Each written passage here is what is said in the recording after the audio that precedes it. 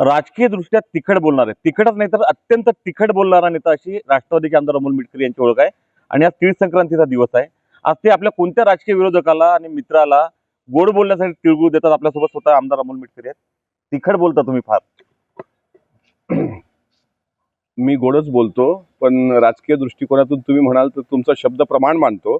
राहिला प्रश्न कुठल्या राजकीय विरोधकांना आत्ताच्या प्रसंगाला, कारण महानगरपालिकेच्या उद्याच्या निवडणुका आहेत, त्यामुळे महाराष्ट्राचे मुख्यमंत्री देवेंद्र फडणवीस साहेब, कारण त्यांनी अजितदादांवर फार चांगल्या गोड बोलून टीका केलेल्या आहेत. विशेष लक्षात राहतील असे चंद्रकांत पाटील, रवींद्र चव्हाण आणि मित्र आणि शत्रू हे दोन्ही म्हणण्याच्या लायकीचा नसलेला पिंपरी चिंचवडचा आमदार महेश लांडगे, या चौघांना तर प्रथम दर्शनी मी तीळ संक्रांतीच्या शुभेच्छा देतो. त्यांना तिळगुळ खाऊन गोड गोड बोलण्याची सद्बुद्धी पांडुरंग देवो, कारण आज एकादशीचा पण पवित्र दिवस आहे. हा एक भाग.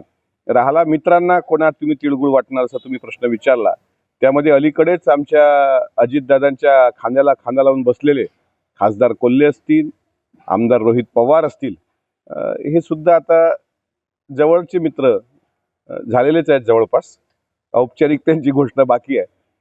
त्यांना सुद्धा तीळ संक्रांतीच्या शुभेच्छा देईल.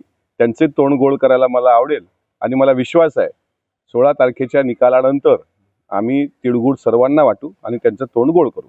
राजकारणात कोणी कोणाचा मित्र आणि शत्रू नसतो असं म्हणतात तुम्ही. जे तुमचे महायुतीत मित्र आहेत त्यांना राजकीय विरोधक म्हणतात आणि जे बाहेर आहे तुमच्या विरोधात आहेत त्यांना आता राजकीय मित्र तुम्ही म्हणू लागले.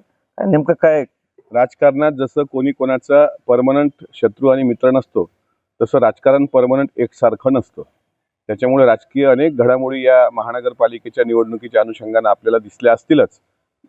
16 तारखेनंतर महायुती म्हणून आम्ही एकत्रच आहोत, पण आमच्या महायुतीत जर कोणाला सहभागी व्हायचं असेल तर त्यांचं सुद्धा आनंदाने आम्ही स्वागत करू. नक्कीच आमदार अमोल मिटकरी म्हणतात की राजकारणात कोणी कोणाचा मित्र नसतो आणि शत्रू नसतो आणि तिळगुळ आता 16 तारखेनंतर कोणाच्या हातात ते देतात आणि कोणाचं तोंड गोड करतात हे निकालानंतर समजणार आहे. मात्र एक मोठा राजकीय संकेत जो आहे तो आमदार अमोल मिटकरी यांनी आपल्या बोलण्यातून दिला आहे. उमेश सरोणे, एबीपी माझा, अकोला. एबीपी माझा, उघडा डोळे बघा नीट.